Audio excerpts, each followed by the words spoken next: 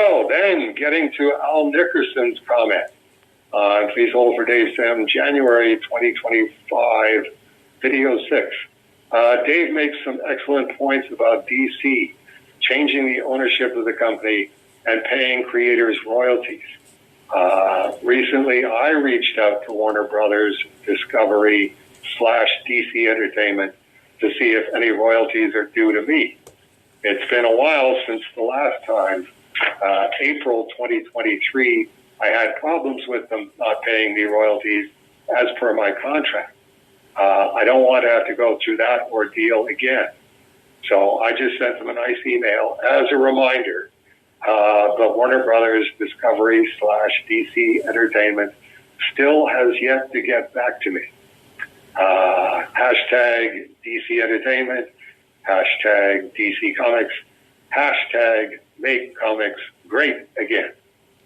So it will be interesting to see what the situation is now that we're all the way up to April 2025 I have to say I'm glad that this is something that I don't have attached to my own career. I certainly have my own share of troubles, but in terms of ownership of a company like DC or Marvel changing hands, and then suddenly whatever was going on with your agreement, that legal agreement that you had with them, and things needed to be fixed or people needed to be reminded of whatever they needed to be reminded of, suddenly it's the bottom just drops out of that.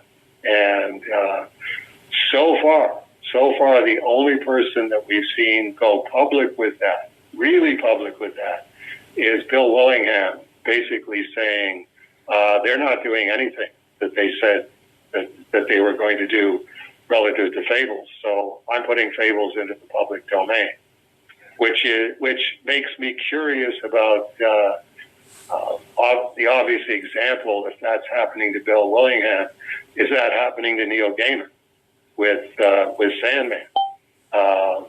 Because people don't talk about that. They don't say, I had this agreement with this corporation and everything was hunky-dory with them for the first 8 years, the first 12 years, the first 15 years, and then it's just like I cease to exist, and I can't afford to go and hire a lawyer to try and force,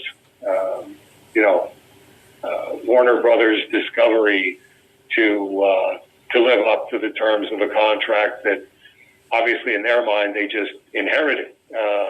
We have no idea who this guy is. He's some little schmuck from somewhere. We can crush him like an insect. Just ignore him. I do know that DC has started a line of they're not quite manga sized, but they're not regular comic sized. They're smaller graphic novels. Like they're doing Watchmen. They did. Trying to think, they've done a number of them, and they had announced they were doing a Sandman one, or no, they were doing Death. It was a collected Death, the High Cost of Living, and the Death, the Time of Your Life. And with all of Neil's ongoing troubles, they have quietly unlisted that from the catalogs, and you can't order them. And everyone that ordered them has been told, yeah, it's on back order, and it's not coming out yet. Like. It was, the release date got pushed back, and then it got pushed back a second time, and the second time it got pushed back, the release date is we're never releasing this book. Right. So. Right. Yeah, it's that's one of those with corporate anything. You're never going to get. All of the information, and you're certainly not going to get it in a timely manner. I just read in the paper in a question and answer thing in the local paper that's syndicated, asking questions about television. Somebody saying, "Are there going to be more episodes of The Sandman?" And the reply was, "Yes. The next season." is has been finished and is being prepped to be streamed. And it's like, is that true? Because if it is, it's from what little I've been able to glean as somebody who only reads newspapers and doesn't read anything online and doesn't read the gossip and doesn't read the backbiting and what this person on X said about whatever they said about. And it's, if the Sandman television show is going ahead, then obviously Neil still exists in 2025 terms. In all other frames of reference, he seems to have been extremely, extremely canceled. So season 2 is coming out because they'd wrapped production, they'd wrapped photography, and then it was just waiting on all the special effects. But they have announced that season 2 is the final season of the Sandman. They're going to wrap it up type thing, and I'm going, okay. I mean, we all know that there's going to be more stories that could be told, more comics that could be adapted. We also understand that Netflix is going to wash their hands of we're stuck with this. We paid for this. It's got, at a certain point, it's going to have to come out, just because we can't recoup our costs otherwise. But then that's it. They're out of the Neil Gaiman game. Good Omens is getting a third season, was greenlit for a third season, and then all the trouble started, and now the third season is going to be a 90-minute movie that's going to wrap the series up, and then it's done. They're not making any more. Netflix was doing a Dead Boy Detectives series, and that got canceled because it was greenlit for another season, and then the trouble started, and they hadn't filmed anything, so they're like, nope, we're done. So he's canceled to the extent that if there's not money behind it, it's probably gone away. I know that Disney was going to adapt the Graveyard Book, and that got canceled. I think there was something else that was greenlit that it sounded like wheels were starting to move, balls were in motion, things were going to happen, and then it was, nope, he's toxic. We're just dropping him like the hot potato he is, and we're all just going to walk away from the car wreck going, well, we all made it out okay, so everything's fine. Meanwhile, Neil's stuck in the flaming wreck going, fellas, could I get a hand? Has Neil said anything that's where it's like it's substantiated that, yes, this is Neil Gaiman's X account, Neil himself, and this is what he has to say right now, this minute? The last I saw was a few months ago, where he had posted on his personal blog that let's see if I can. He had posted a response to what was happening on the 14th of January. And basically, he said that he's been keeping quiet, but he's been watching these stories circulate, and he finally has to comment type thing. And reading the accounts, he recognizes, how did he phrase that? As I read through the latest collection of accounts, there are moments I half recognize and moments I don't. Descriptions of things that happened sitting beside things that empathically did not happen. I am far from a perfect person, but I have never engaged in a non-consensual sexual activity with anyone ever. And then he goes on from there, to clarify. But it basically it boiled down to and the title of the post is "Breaking the Silence." Right.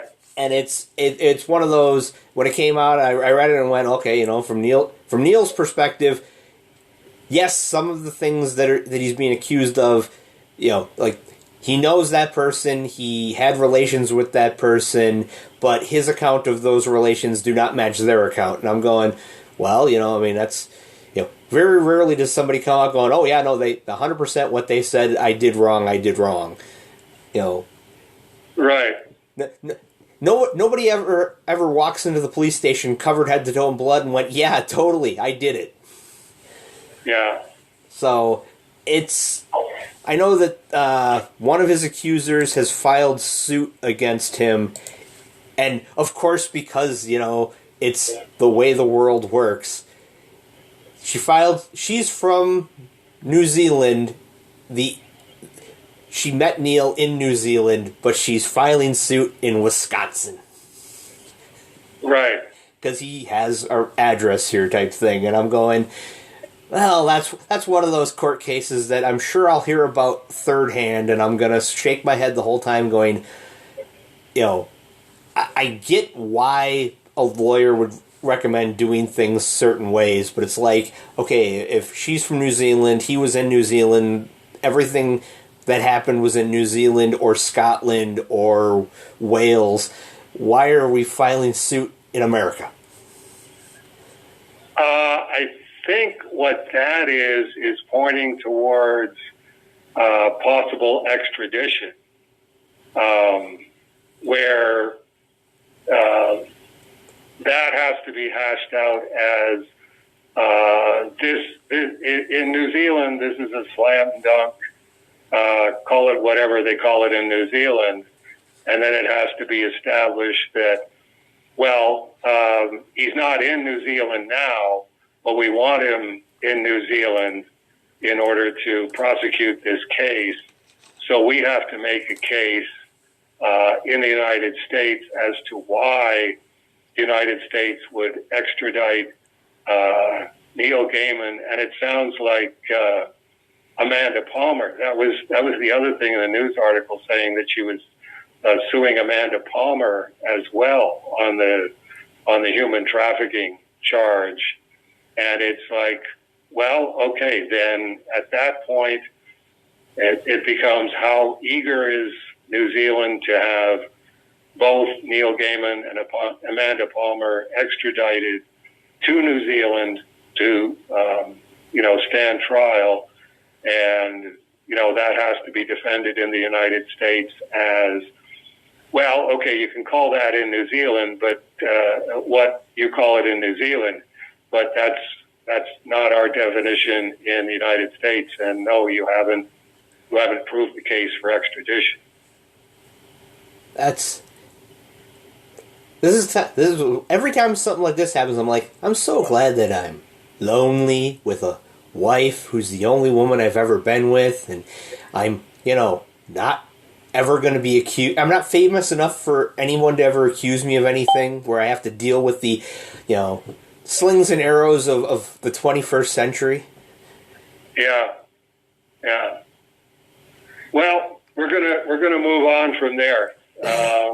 But it's one of those. I don't like to avoid this completely, but I also don't want to dive in on the complete muckraking that I see the internet as being made up of. So that's why I only respond if I read something in the newspaper that's credited to the Associated Press or to the Washington Post or whoever it is, and okay, obviously they don't want to get sued, so they're going to check and make sure that if we're putting this in quotes and if we're saying this is what's happening, this has to be what's happening in at a very high legal standard. And it's like that was really the first that I knew. Oh, okay, I had no idea that this was over in the direction of human trafficking, and is it possible to make that stick? And that part is up in the air. And I have to say, I haven't read anything about Neil in the newspaper for probably since the time that you were talking about in January, February. And this was just last week saying that, yes, there will be more episodes of Sandman. And okay, it's well, I will keep you posted, and I will keep the Please Hold for Dave Sim listeners posted on what I read in the newspaper, because I can never get confused because I'm not on the internet. I can never go, was that in the newspaper article, or was that something that I read on X that so-and-so said about such and such? It's I definitely prefer living that way. Never had any interest in being on the internet in a two-way capacity. And as you're saying, in 2025, I don't see any upside in that.